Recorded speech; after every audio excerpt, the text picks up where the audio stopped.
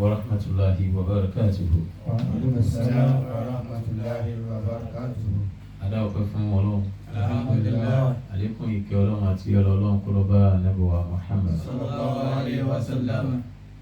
Ramadan tí Ọlọ́run ní kí a bẹ̀rẹ̀ yìí, Ọlọ́run masala jẹ́ kẹ́mi lẹ́yìn oṣù. Àmín. Kí a tó wọnú wá sí, mo fẹ́ fi àǹfààní ìran gbogbo ayé létí wípé tafsir bàbá wa Maulana Sheikh Suleiman Farouk Al-Miskin Billah. Allahu hayatahu. Ó máa bẹ̀rẹ̀ lálẹ́ èní ní AIT láàrin aago 4 sí 5 bí a ṣe máa ń ṣe lọ́dọọdún. Ọlọ́run dákun àláfíà tẹ̀mí tí bàbá máa fi ṣe, Ọlọ́run ṣàlàyé bàbá jogún ẹ̀ fún wa. Àmín. Ọlá Ànábì wa Muhammad. Sallallahu alayhi wa sallam. Gẹ́gẹ́ bí wáàsí wa tí a bẹ̀rẹ̀ lọ́dún yìí ní Zawiyatul Amani ní Ìkòròdú, ọ̀rọ̀ nípa al-imanu billah àti al-amalu s-saliha, wípé ẹni bá jẹ́ onígbàgbọ́ máa ń fi ìgbàgbọ́ ṣiṣẹ́.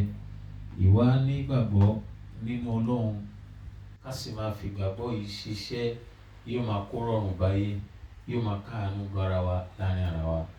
Àmọ́ bí èèyàn bá jẹ́ onígbàgbọ́ tí ò bá ti kọ́nú Ọlọ́run, tí ò bẹ̀rù Ọlọ́run, tí ò fi ìgbàgbọ́ ṣiṣẹ́, yóò máa kó ìnira bá gbogbo àwa tí àbájọ gbé àbáwọn tí wọ́n bá jọ wà.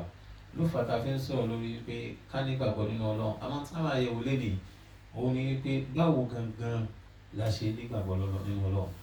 Tí wọ́n bá ní al-imanu billah, a máa béèrè lọ́wọ́ wa pé ma huwa al-imanu billah. Ìdàkejì al-imanu billah ash-shirku billah. Ìwà ni, àmọ́ ìwà tí a bá ń wù lábẹ́ ìmánì yẹn, òun ni ó máa júwe ṣó nígbàgbọ́ ní lágbájá tí ń fi gbàgbọ́ ṣiṣẹ́ ni àbí tí ò fi gbàgbọ́ ṣiṣẹ́. Bí a bá lọ wọnú tírà kan tí bàbá Maulana Sheikh Adam rahimahullah tí wọ́n ṣe fún wa, tí wọ́n fún wa tán pè ní tírà Durusu Tawhid wal Aqida. Bàbá júwe sínú ẹ̀ fún wa kí là ń pè ní al-imanu billah. Sheikh Adam ń sọ nínú tírà yẹn pé an-nutqu bi-shahadatayn. Al-imanu huwa an-nutqu bi-shahadatayn bil-lisani wat-tasdiqi bima. Sheikh Adam ní tá ń pè ní ìgbàgbọ́. Nutqu bi-shahadatayn. Òun lọ̀rọ̀ ọ̀rọ̀ ìjẹ́rìí méjì tí èèyàn máa sọ jáde lẹ́nu. Ọ̀rọ̀ testimony with your tongue. That testimony that you believe in God and you say it, because tasdiq could be, nutqu bil-lisan yẹn ó wà very important. Èèyàn gbọ́dọ̀ sọ wípé mo gba Ọlọ́run ọba gbọ́, mo sì gba Ànábì wa Muhammad gbọ́. Bàbá Sheikh Adam wá tẹ̀síwájú ní tírà yẹn, wọ́n ní wa-shahadatani. wọ́n ní nǹkan pè ní ìjẹ́rìí méjèèjì yìí. Huma la ilaha illallah. Òun ni kéèyàn sọ wípé la ilaha illallah. There is no God worthy of worship except Almighty Allah. Wọ́n lẹ́lẹ́kejì Muhammadun Rasulullah. Ànábì Muhammad òjíṣẹ́ Ọlọ́run ni. Náà tí ìtumọ̀ ìmánì bá jẹ́ an-nutqu bi-shahadatayn bil-lisan tó sì sọ pé la ilaha illallah Muhammadur Rasulullah. Báwo ni Mùsùlùmí, emphasis mi is tó bá sọ pé la ilaha illallah tó sì sọ pé Muhammadur Rasulullah, kí la fẹ́ rí lára ẹ? Táfi máa mọ̀ wípé la ilaha illallah tó fẹ́nu sọ yìí onígbàgbọ́ nú ẹ̀ ó dẹ̀ ń ṣiṣẹ́ lé lórí. Kí la fẹ́ rí lára ẹ tó bá sọ pé Muhammadur Rasulullah onígbàgbọ́ lórí ẹ̀ ó dẹ̀ ń ṣiṣẹ́ lé lórí? Ṣé ẹ̀rọ àwọn àtẹ̀síwájú ní tírà yẹn wọ́n ní Kalimata tawhidi. wọ́n ní gbólóhùn méjèèjì yìí o, òun là ń pè ní kalimatu tawhid, wípé lágbájá yìí kọ́ ó ní ìkíláàsì fún Ọlọ́run, wípé òun gba Ọlọ́run ọba lẹ́yọ kan ṣoṣo. La ilaha illallah in the authority of Almighty Allah àti authority àwọn authorities tó wà láyé. Onítọ̀hún yẹn ń sọ wípé no matter how big and large an authority is in this world, the authority of Almighty Allah supersedes it. La ma'adam bi haqqi illallah. Kò wá sẹ́nì kankan tó lẹ́tọ̀ọ́ Bi haqqi lódodo illallah. láti jọ́sìn fún, láti tẹríba fún, láti worship, láti serve except Almighty Allah. Ìtumọ̀ la ilaha illallah. Allah. Ẹni bá ti wá sọ bẹ́ẹ̀ a gbọ́dọ̀ tún wá bá ẹ kó tún wá lọ máa tẹríba fún nǹkan míì. A gbọ́dọ̀ tún bá ẹ kó tún máa gba ìmọ̀ràn nǹkan míì above the scriptures of Almighty God. O gbọ́dọ̀ tún dájọ́ nínú ìdájọ́ ẹ kó wá sọ yí pé ọ̀rọ̀ lágbájá kan ó wúlò létí ó ṣe é gbọ́ nínú làákàyè ẹ̀jọ̀rọ̀ Ọlọ́run ọba lọ. Torí Mọ̀lánà Sheikh Adam wọ́n mú nínú tírà náà ni wọ́n tún wá ń sọ fún wa yí pé the opposite of ẹni tó bá lóun gbọ́ lọ́wọ́ bá gbọ́ òun lẹni tó bá lọ ṣe àìgbọ́ lọ́wọ́ bá gbọ́ tó bá lọ ṣe ṣíríkù. Wọ́n wá ní káńpé ní àṣíríkù yìí ó ṣe Adam sọ yí pé ó wà ní ẹ̀ǹtìkọ́dún bí wùjúdì ṣẹ̀ríkì máàlá. Pé káńpé lẹ́bọ ìdàkejì ìgbàgbọ́ unbelief. Ṣé Adam ní káńpé ní unbelief ní wípé wal i'tiqadu kéèyàn ní àdìsọ́kàn bí wujudi shariki ma'allah. kó ládìsọ́kàn pé ṣẹ̀ríkù kan bẹ Ọlọ́run ní ẹgbẹ́ kó wá lẹ́nìkan wà àtòun àtọlọ́hun déédéé ni wọ́n. Ihun tọ́lọ́hun lè ṣe òun náà lè ṣe, àrà tọ́lọ́hun lè dá òun náà lè dá. Ṣé Ádámù ní ìjọ tó bá ti ní al-i'tiqad bí wujudi shariki ma'a Allah yu'inu Allah wípé kìíní yẹn ìran Ọlọ́run ọba lọ́wọ́ aw yu'inu al-'abida. àbó ní ìrànlọ́wọ́ kìíní ní ìrànlọ́wọ́ kan tó lè ṣe fẹ́rú Ọlọ́run. fi ta'il waladi. Ẹni ń wọ́ ọmọ for example is kó wá wá nǹkan kan lọ kó wá sọ fún ẹ wípé kìíní yẹn bọ́lọ́hun ṣe ń fún yàn lọ́mọ òun náà lè fún yàn lọ́mọ. Ẹbọ ni kì í ṣe belief. Àwí riziki. Àbí ká sọ pé jíjẹ mímu nǹkan kan ó wá fàfi tiẹ̀ sí wípé ó lè wá látọ̀dọ̀ nǹkan míì ìmọ̀ àyẹ̀kúnà ìsáná àbí kó jẹ́ jamada.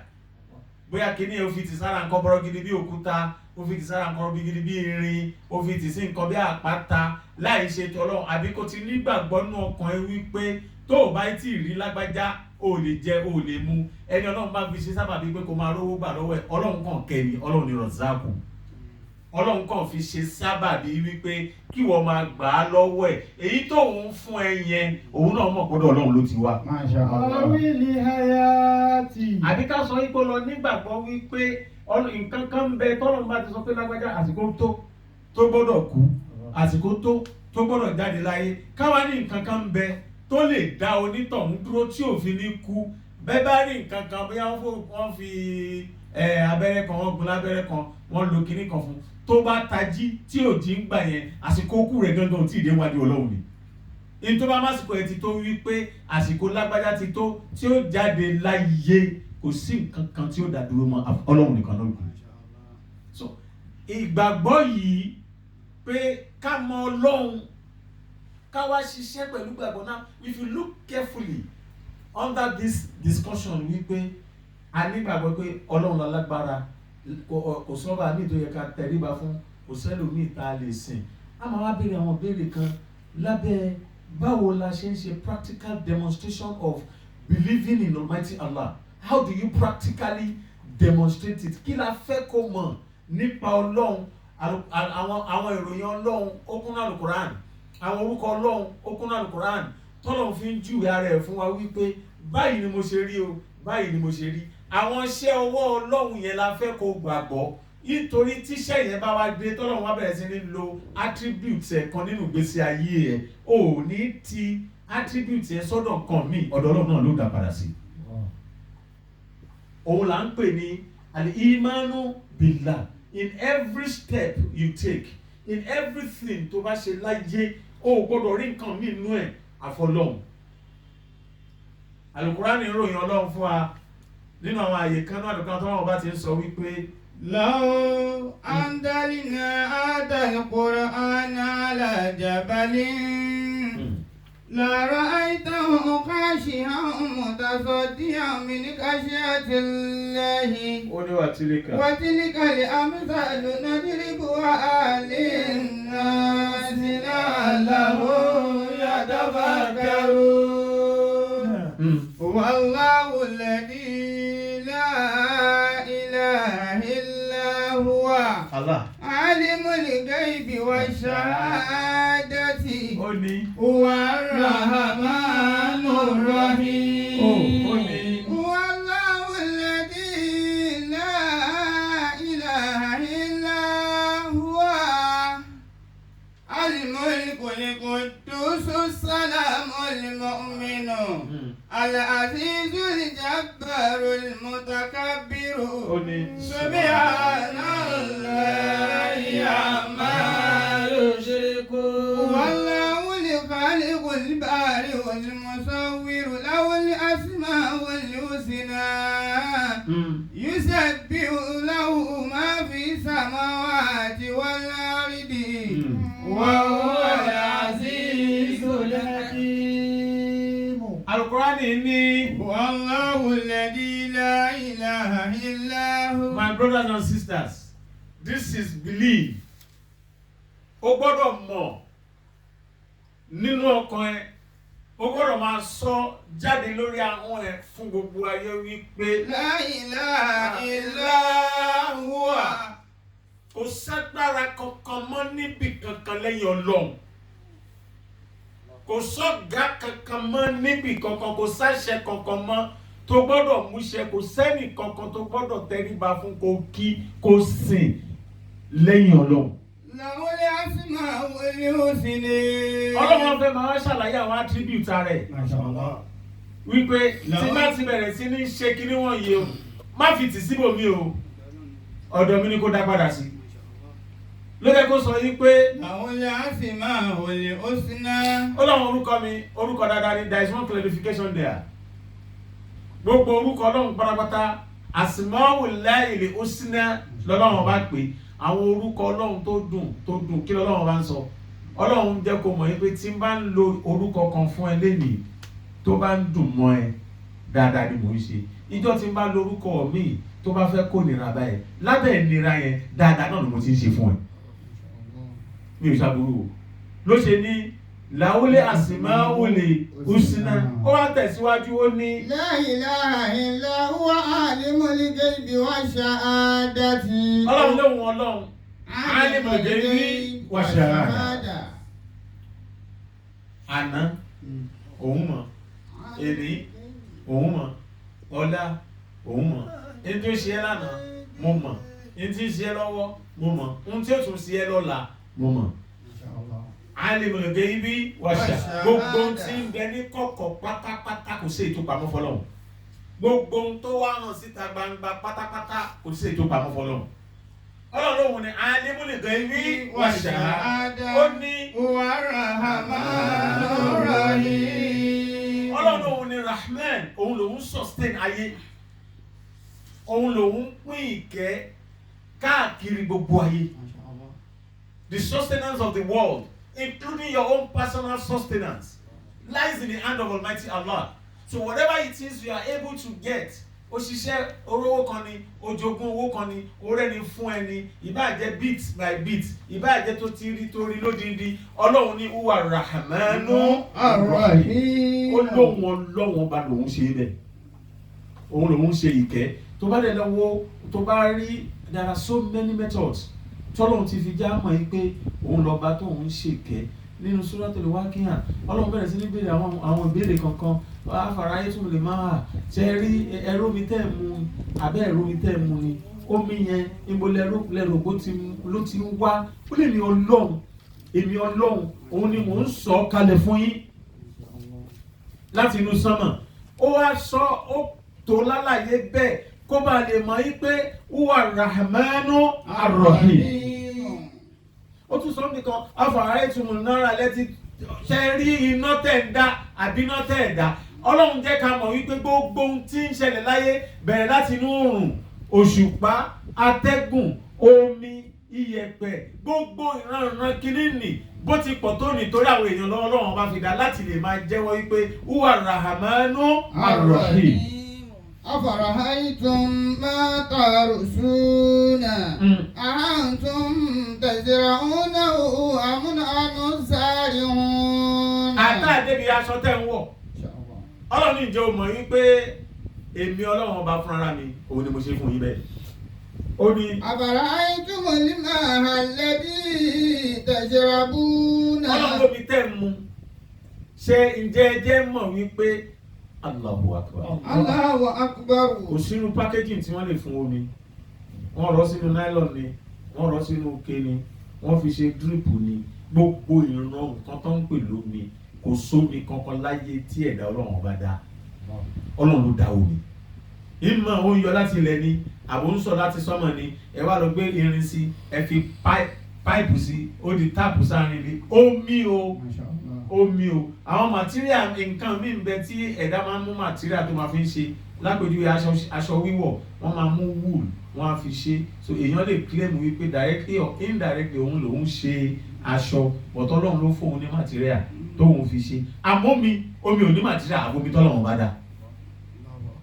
Lálùkùránì ṣe ń béèrè pé أفرأيتم الماء الذي تشربون. Ọlọ́run ní jẹ́ rí omi tẹ́ mu àbẹ́ ẹ̀mọ́ kó omi tẹ́ mu yẹn. أأنتم أنزلتموه من المزن أم نحن المنزلون. Oníṣẹ́ ilẹ̀ sọ kalẹ̀ láti ibi tó ti wá ní àbáwọ̀ Ọlọ́run bàdà mú mi wá báyìí. Ó ní. أفرأيتم النار التي تورون. Ọlọ́run iná tẹ́ ń lò, tẹ́ fi ń dáná ni, gáàsì ni, pẹtrol ni, igi rẹ̀ nìkan kójọ, èédú rẹ̀ nìkan kójọ ni, gbogbo ọ̀ràn iná tẹ́ ń lò wọ̀nyẹn. Ọlọ́run ní tálẹ̀mọ̀ tó dá iná.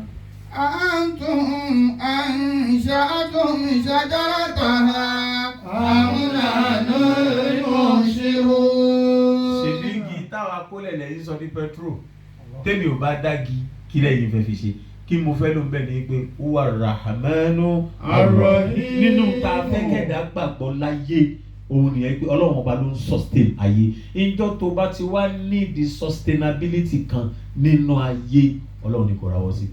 ebi ló ń pa ẹ́ ni, Ọlọ́run ní kò rawọ́ sí. mọ́tò ló fẹ́ rà ni, Ọlọ́run ní kò rawọ́ sí. aṣọ ló fẹ́ rà ni. gbogbo ìran tó ń pè ní sustainability, living and living well on earth can only be provided by Almighty Allah. Your own role that you have to play on that is ní pé má jókòó tẹ̀tẹ̀rẹ̀ kó ló máa wá bá ẹ lórí ìjókòó. Go out and search for it. If you try, God will give it to you. Torah Al-Quran sọ pé man jahada fina lanahdiyannahum subulana. ẹni tó bá gbìyànjú, tó bá try, don't have this erroneous belief that Ọlọ́run ló ṣe therefore kó wá nẹ́sẹ̀ kó jókòó. It doesn't come like that. You have to work towards it. But whenever you achieve it at the end of working towards it, mọ̀ yí pé Ọlọ́run ọba ló ní kó ṣeé ṣe. Torí àwọn ìgbìyànjú tí wọ́n ṣe tó dodidi yẹn, àwọn kan náà ṣe kò dodidi mọ́ wọn lọ́wọ́. Allahu Akbar. Masha Allah. Ìgbàgbọ́ al-imanu billah nínú tá a fẹ́ ká mọ̀ ní wípé Allahu Ar-Rahman òun lòun sustain ayé. Ó tún wá ní Ar-Rahim. Olóhùn Ọlọ́run Rahim lòun. Tó bá tún wá dàdí kíámà, òun náà lòun ó tún padà kẹ́ àwọn tó já sí wípé wọ́n ṣètò wọn lọ́hùn gbà tí wọ́n ń bẹ láyé. Rahmanu rahmatullahi wasi'akula ṣe yín lálùkùránì sọ fún wa. ìkẹ́ Ọlọ́run ó sin lọ́hùn, ó sin lọ́hùn, ó kírun, ó kírun, ó jẹ́ muslim, ó jẹ́ christian, ó jẹ́ ẹlẹ́sìn kẹta náà ni, ó tiẹ̀ ṣe nǹkan kan, ó believe in it, kò ní kíkẹ́ Ọlọ́run má tọ́ sí ẹ. So don't believe in you yourself too much as a muslim wípé torí pé àwọn ajẹ́ mùsùlùmí nìkan ló máa àìmọye tí ì ṣe mùsùlùmí tó lówó lọ́wọ́ ju mùsùlùmí lọ, tó sì ráyè ló ju mùsùlùmí lọ, nítorí pé kí ni kádàrá tó ní kálukú bá wáyé ó ti wà. Ọlọ́run tẹ̀ ti jẹ́ ká mọ̀ yìí pé ìkẹ́ òun Ọlọ́run nínú ayé o gbogbo yìí lòun máa pinnu lọ. àmọ́ tó bá dálì kìí àmọ́ àbí wàá rí ibi tó jò tí wọ́n tán lójú mùsùlùmí ló rọ̀ kò ní pa christian. àbíjọ wọn ti fàtẹ́gùn kan atẹ́gùn tó ń fẹ́ yìí o ibi tó tiẹ̀ ti wá mọ̀ ni olú situation tàwa coronavirus tàwa yẹn sìn ṣé yọ àwọn mùsùlùmí lẹ̀ ni kàábà wọn ti wù. so ìyẹn ìkẹ́ Ọlọ́run ìyà Ọlọ́run nínú ayé àpínkárí ni aṣọ ẹgbẹ́ mi. àmọ́ tó bá wá di pé tá a bá wá jáde tán kúrò nínú ayé tá a bá dálì kìí àmọ́ o. Huwa Rahmanu Ar-Rahim. God will now separate the boys from the men. Yeah. Yeah, God will separate the believers from the unbelievers. والذي يصلي عليكم وملائكته ليخرجكم من الظلمات إلى النور وكان بالمؤمنين رحيما.